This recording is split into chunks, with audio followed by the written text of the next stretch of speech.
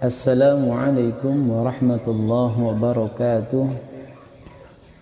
Alhamdulillahilladzi nasta'inuhu wa nastaghfiruhu wa na'udzu billahi min syururi anfusina wa min sayyiati a'malina may yahdihillahu fala mudilla wa may yudlilhu fala hadiyalah. Allahumma salli wa sallim wa barik ala sayyidina Muhammadin wa ala alihi wa sahbihi ajma'in, amma ba'du. Pertama-tama yang kami hormati dan muliakan Kepala Sekolah SMP Al-Muhajirin Bekasi, Ibunda Eva Purnamayanti, para wakil kepala sekolah, Bapak Ibu Dewan Guru, serta anak-anakku semua yang berada di rumah. Semoga kita senantiasa dalam lindungan Allah Subhanahu wa ta'ala dan selalu bisa beraktivitas untuk meraih ridhonya Allah Subhanahu wa ta'ala. Amin ya rabbal alamin. Di hari yang ketiga daripada kegiatan pesantren Ramadan, pembelajaran jarak jauh online via YouTube, mudah-mudahan anak-anakku semua tetap bersemangat untuk meraih ilmunya Allah dan ilmunya Rasulullah SAW. Di hari yang ketiga ini insyaallah materi yang akan Bapak sampaikan berjudul perilaku seorang mukmin dalam menghadapi wabah. Kita ketahui bersama bahwa seorang mukmin segala aktivitasnya selalu bernilai ibadah. Rasulullah sallallahu alaihi wasallam bersabda, "Ajaban li amril mu'minin." Heran, kagum untuk perkaranya orang mukmin. Inna amrahu kullahu lahu khair. Sesungguhnya seluruh perkaranya orang mukmin selalu punya nilai kebaikan di sisi Allah Subhanahu wa taala. In asabathu sarra, kalau dia mendapatkan kebahagiaan, kesenangan, nikmat, syakara, dia pandai bersyukur, fakana khairan lahu, maka itu lebih baik buat dia. Begitupun sebaliknya, wa in asabathu dharra, kalau dia mendapatkan musibah, ujian, cobaan dalam hidupnya, sabara, dia pandai bersabar, fakana khairan lahu, maka itu pun kebaikan untuk dirinya. Jadi dalam kondisi yang kita ketahui bersama saat ini, kita ditimpa wabah, bukan hanya di Indonesia tapi di berbagai belahan dunia merasakan wabah tersebut. Oleh karenanya perilaku seorang mukmin yang terbaik adalah sebagaimana yang disampaikan oleh salah seorang ulama, a'malul muslimi, aktivitas seorang mukmin, awqati nuzulil bala, pada waktu turunnya wabah, turunnya bala, salah satun, ada tiga. Yang pertama as-sabru, dia bersabar. Ini sikap yang harus kita tumbuhkan pertama kali ketika kita mendapatkan satu musibah dari Allah Subhanahu wa ta'ala. Sifat sabar. Karena di dalam ibadah saja, untuk mencapai kesempurnaan di dalam ibadah, maka harus ada sifat sabar dalam diri seorang mukmin. Maka Allah katakan dalam firman-Nya, wasta'inu bis-sabri was-shalah. Minta tolonglah kamu dengan sabar dan salat. Saat ini kita mohon pertolongan Allah. Bukan hanya dengan ibadah, tetapi kita mulai dengan sifat sabar yang harus tertanam dalam diri kita. Anak-anakku yang dicintai oleh Allah Subhanahu wa ta'ala, maka begitu penting menghadirkan sifat sabar dalam seluruh aktivitas kita. Lebih-lebih ibadah kepada Allah Subhanahu wa ta'ala. Tanpa adanya sifat sabar di dalam melakukan ibadah, tentu kita tidak akan pernah mendapatkan hasil yang sempurna dari ibadah kita. Contoh di bulan suci Ramadan ini, Ketika kita dituntut, diwajibkan untuk melakukan ibadah puasa di siang harinya, tidak makan, tidak minum, mulai dari terbit fajar hingga terbenam matahari. Kalau tidak ada sifat sabar, bisa jadi kita membatalkan puasa kita. Sholat tarawih, baik pelaksanaannya ada yang 11, ada yang 23 rakaat dan lain sebagainya. Cukup banyak, cukup berat. Ketika tidak diiringi sifat sabar, maka pasti akan banyak orang-orang yang meninggalkan ibadah tersebut walaupun terbilang sunnah. Anak-anakku semua yang dicintai oleh Allah Subhanahu wa taala, maka Imam Ali karramallahu wajhah, beliau mengatakan as-sabru minal iman. Sabar itu bagian daripada iman. Bimanzilatir ra'si minal jasad, menduduki kedudukan seperti kepala dari jasad. Wala imana liman la sabara lahu, maka tidak beriman orang yang tidak memiliki sifat sabar. Imam Ali karramallahu wajha mengatakan bahwasanya kedudukan sifat sabar, ya, yang dibilang termasuk bagian daripada nilai keimanan kepada Allah, menduduki seperti kepala dari jasadnya. Kalau ada orang tidak ada tangannya, masih bisa hidup. Tidak ada kaki, masih bisa hidup. Tapi kalau tidak ada kepala, bagaimana dia bisa hidup? Begitulah pentingnya sifat sabar harus ada dalam diri seorang mukmin. Anak-anakku yang dicintai oleh Allah Subhanahu wa taala. Ketika kita mempelajari rukun iman, ada rukun iman yang terakhir, wabil qadari khairihi wa syarrihi. Terhadap ketentuan Allah, baik dan buruk, kita harus menerimanya. Saat ini wabah yang datang di tengah-tengah masyarakat kita tidak lain dan tidak bukan merupakan ketentuan dari Allah Subhanahu wa taala. Maka sikap kita terhadap ketentuan ini, kebetulan di saat ini ketentuan yang tidak baik untuk diri kita, maka kita pun harus menerimanya dan meyakini ini merupakan ketentuan dan ketetapan dari Allah Subhanahu wa taala.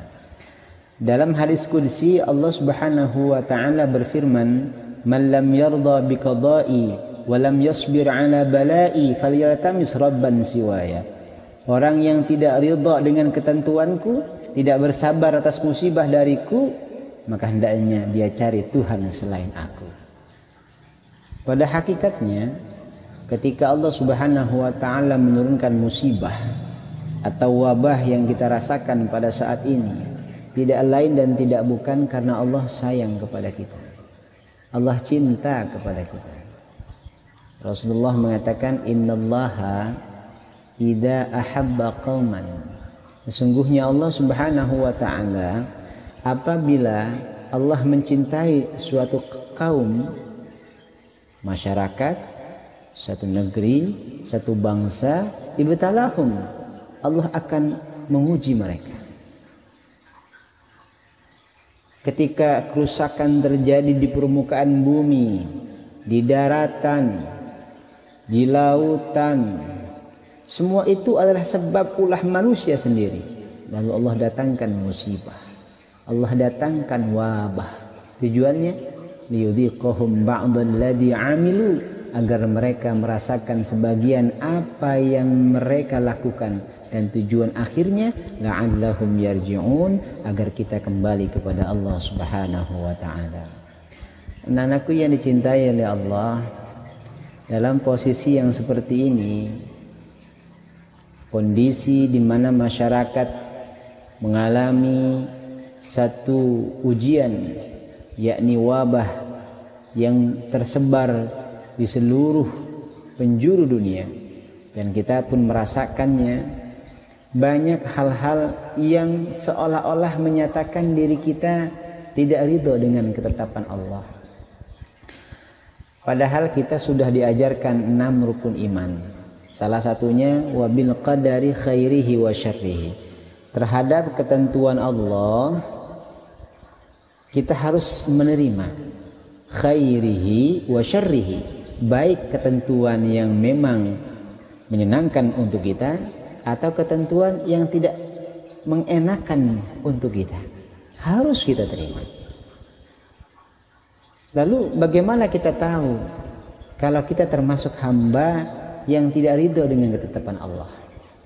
Para ulama mengatakan wa'lam anna min alamati 'adamir ridha bil qada. Ketahuilah bahwasanya di antara ciri-ciri tidak ridhonya seorang hamba terhadap ketentuan dari Allah, qaulal 'abdi, ada ucapan seorang hamba. Apa ucapannya? Pertama, 5. Kenapa sih begini? Yang kedua, kaifa, bagaimana sih ini? Dua ucapan ini menunjukkan seolah-olah hamba tidak ridho dengan ketetapan dari Allah Subhanahu wa taala. Maka dalam khabar disebutkan man syaka musibatan nazalat bihi, orang yang mengeluh terhadap musibah yang turun kepadanya, faka'annama yashkullaha azza wa jalla, seakan-akan dia mengeluh kepada Allah Subhanahu wa taala, seakan-akan dia tidak ridho, tidak senang dengan keputusan Allah Subhanahu wa taala. Padahal apapun bentuk musibah yang Allah sampaikan kepada kita tidak akan pernah melebihi batas kemampuan kita selaku hamba. Nah, anakku yang dicintai Allah, Asy-Syaikh Abdul Hasan Asy-Syadzili rahimahullah, beliau mengatakan khaslatun wahidatun tuhbitul a'mal. Ada satu perkara yang bisa menghapus amaliyah ibadah kita kepada Allah.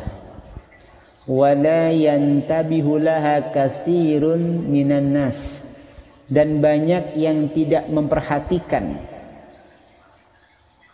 amalan yang bisa menghapus ibadah kita kepada Allah Subhanahu wa taala ini. Apa yang dimaksud? Wahia sakhatul abdi ala qada'illahi azza wa jal, yaitu ketidaksenangan seorang hamba kepada qada'nya Allah, ketidakridhoan seorang hamba atas ketetapan dari Allah Subhanahu wa taala. Ini bisa menyebabkan amaliyah kita yang kita bangun, yang kita laksanakan, yang kita kerjakan untuk Allah terhapus oleh satu perkara ini, yakni ketika datang wabah, datang musibah, kita tidak ridho dengan ketetapan dari Allah Subhanahu wa taala. Kita marah, kita murka dengan Allah. Maka satu hal ini bisa menghapus ibadah kita kepada Allah Subhanahu wa taala.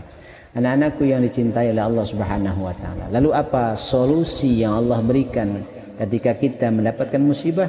Tadi, satu, bersabar. Ya, kata Allah dalam Al-Qur'an, "Fasbir inna wa'dallahi haqqun." Sabarlah, sesungguhnya janji Allah itu pasti. Artinya pahala besar untuk orang yang bersabar. Kemudian setelah bersabar, apalagi yang harus kita lakukan? Wastaghfir li dzambik. Mintalah ampun terhadap dosa-dosamu. Mintalah ampun terhadap kesalahan-kesalahanmu.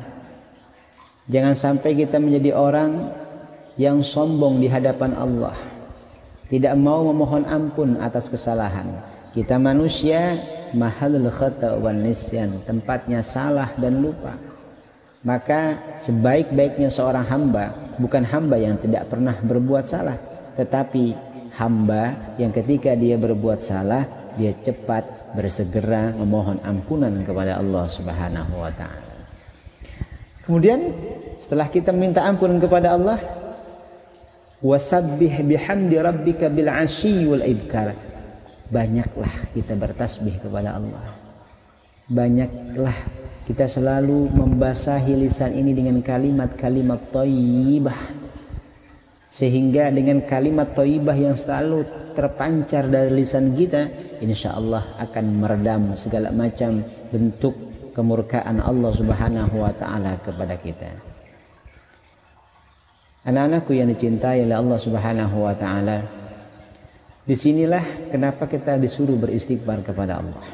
Bahkan dalam satu hadis disebutkan, laula annakum tuznibun, kalaulah sudah di antara kalian tidak ada orang yang berbuat dosa, la khalaqallahu khalqan yuznibun, sungguh Allah Subhanahu wa taala akan menciptakan makhluk yang berbuat dosa. Fayastaghfiruna, lalu mereka meminta ampun kepada Allah. Hadis ini bukan mengarahkan kita untuk berbuat dosa, tetapi manusia tidak pernah terlepas dari salah dan dosa. Ketika ini tersadari ada pada dirinya, maka lazimkanlah untuk senantiasa memohon ampun kepada Allah. At-taibu minad dzambi kaman la dzanbalahu. Orang yang bertobat dari dosa seakan-akan dia seperti orang yang tidak punya dosa, terbebas, lepas, ya, sehingga dia bisa mengatur lagi dirinya untuk menjadi hamba yang baik di sisi Allah Subhanahu wa taala. Kemudian setelah dia beristighfar kepada Allah, bertasbih kepada Allah, lalu apa lagi yang harus kita lakukan? Ya, kita kembali kepada perkataan ulama, a'malul muslim awqati nuzulil bala salasah. Aktivitas seorang muslim di waktu turunnya bala 3. Tadi yang pertama, hadirkan sifat sabar. Yang kedua, berdoa kepada Allah Subhanahu wa taala. Jangan sampai kita menjadi hamba yang lupa kepada Allah, tidak mau meminta. Allahu yaghdabu in tarakta su'alahu. Allah marah, Allah murka kepada hamba yang tidak mau meminta kepada Allah. Allah tidak suka hamba yang tidak mau meminta. Allah suka kepada hamba yang selalu meminta. Oleh karenanya, di saat kita tertimpa wabah seperti ini, angkat kedua belah tangan kita. Kita berdoa kepada Allah Subhanahu wa taala.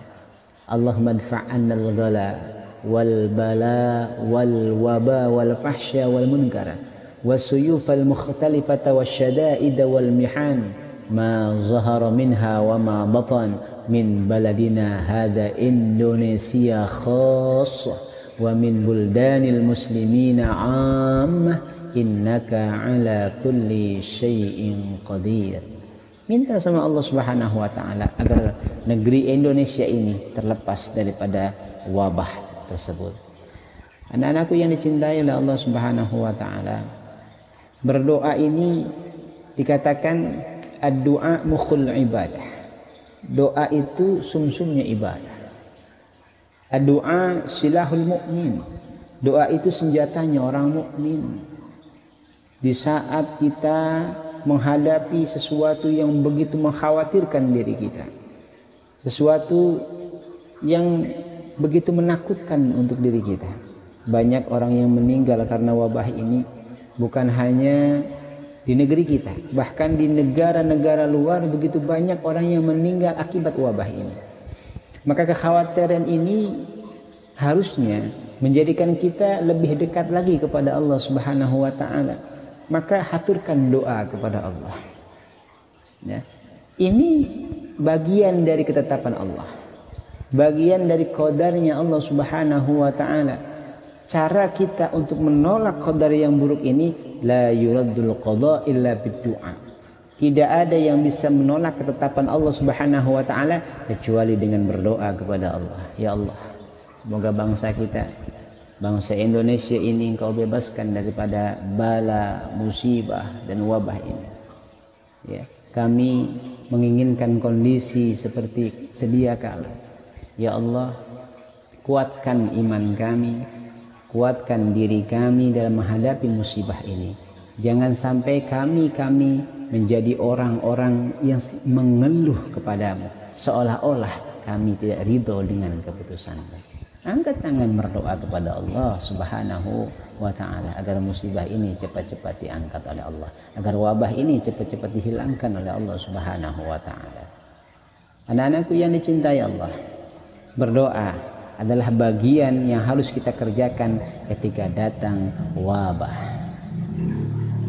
Kemudian apalagi amal yang harus kita kerjakan di waktu turunnya bala? Yang pertama tadi berdoa. Pada hakikatnya sebelum kita berdoa kepada Allah Subhanahu wa taala, ada bagian yang harus kita ikhtiarkan. Ada bagian yang harus kita upayakan. Ya. Allah Subhanahu wa taala mengatakan, innallaha la yughayyiru ma biqaumin hatta yughayyiru ma bi anfusihim. Sesungguhnya Allah Subhanahu wa taala tidak akan merubah keadaan kita. Kita akan terus seperti ini. Ya, sampai kita mau merubah sendiri. Artinya harus ada usaha. Bukan lantas tiba-tiba berdoa lalu bertawakal kepada Allah Subhanahu wa taala. Ada bagian yang harus kita usahakan.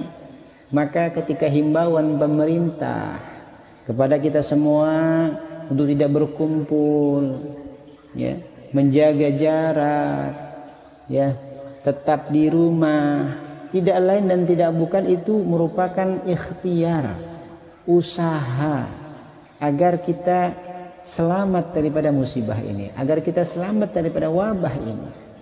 Ya. Kalau hanya tiba-tiba berdoa tapi tidak ada ikhtiar untuk menjauhkan diri kita daripada wabah tersebut, apalah daya kalau wabah itu datang kepada kita. Anak-anakku yang dicintai oleh Allah Subhanahu wa taala. Jadi harus ada ikhtiar, harus ada usaha yang kita lakukan agar kita terhindar daripada wabah tersebut. Bukan tiba-tiba berdoa, ini kan makhluknya Allah. Kalau Allah tidak kehendaki saya untuk terkena virus ini kan tidak. Ya, ini bukan akidah seorang mukmin.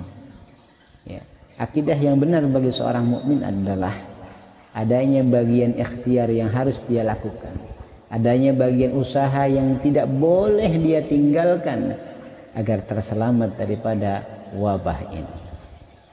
Ya, jadi tidak serta-merta langsung berdoa, ada ikhtiar yang harus dikerjakan, iringi dengan doa kepada Allah. Setelah itu bertawakal kepada Allah. Fa idza azamta fatawakkal 'ala Allah. Bila kamu bercita-cita kuat untuk melakukan sesuatu, maka akhirlah fatawakkal 'ala Allah, serahkan semua urusan kita kepada Allah. Usaha sudah kita lakukan, berdoa pun sudah kita panjatkan kepada Allah Subhanahu wa taala. Maka yang terakhir kita bertawakal kepada Allah, serahkan semua urusannya kepada Allah Subhanahu wa taala. Mudah-mudahan keluarga kita, anak-anak kita diselamatkan oleh Allah daripada wabah ini. Anak-anakku yang dicintai oleh Allah Subhanahu wa taala.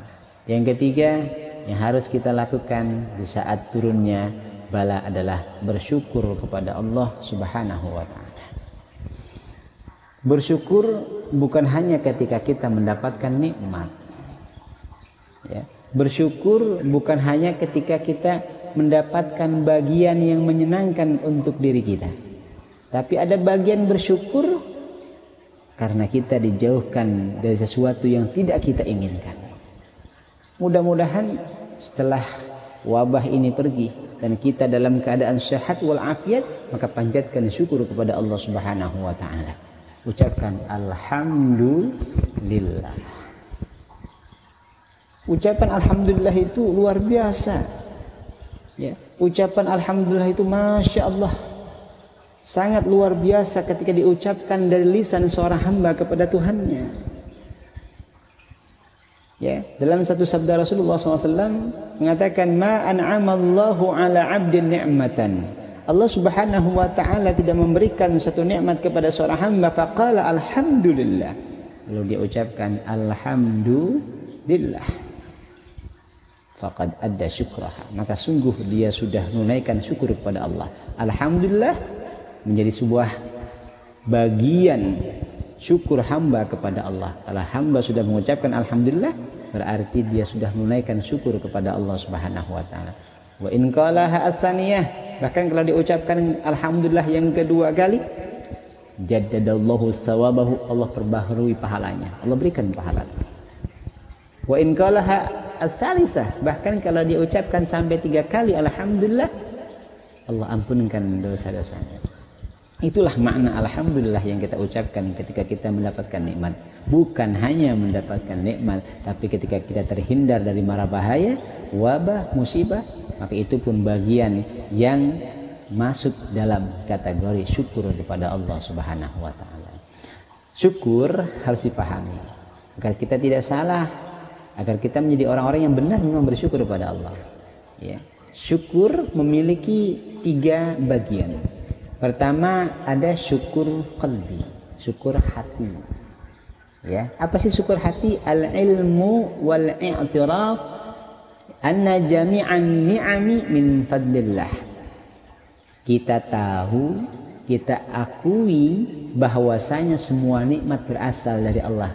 Allah berfirman dalam Al-Qur'an, "Wa ma bikum min ni'matin faminallah." Apa saja yang ada pada diri kamu berupa nikmat Allah, maka semuanya berasal dari Allah. Pahamin, ya, akuin kalau nikmat ini semua berasal dari Allah. Itu syukur hati.